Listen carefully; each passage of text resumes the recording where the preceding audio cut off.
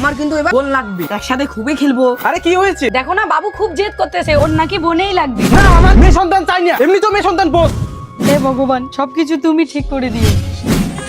ভাই তোমার মেয়ে হয়েছে। ও আমার ছোট্ট বোন রে।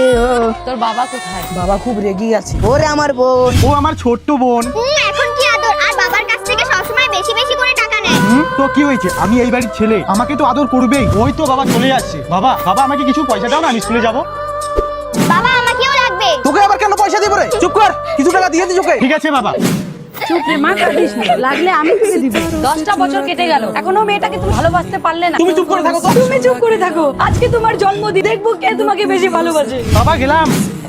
এই দাঁড়া, পয়সাটা নে, নয়তো আরো কান্নাকাটি শুরু করে দিবি।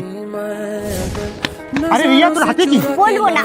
এই তোরা দাঁড়া, টাকা দিয়েছিস ওকে? দিয়েছি মা। আর বাকি পয়সা কি করলি তুই? মা বন্ধুদের সাথে পার্টি করেছি। আর তুই? মা আজকে বাবার জন্মদিন, তাই বাবার জন্য একটা গিফট এনেছি, কিন্তু বাবার ভালোবাসা আমি কোনোদিনও পেলাম না। আরে মা, আমাকে ক্ষমা করে দিস তুই। আই লাভ ইউ বাবা।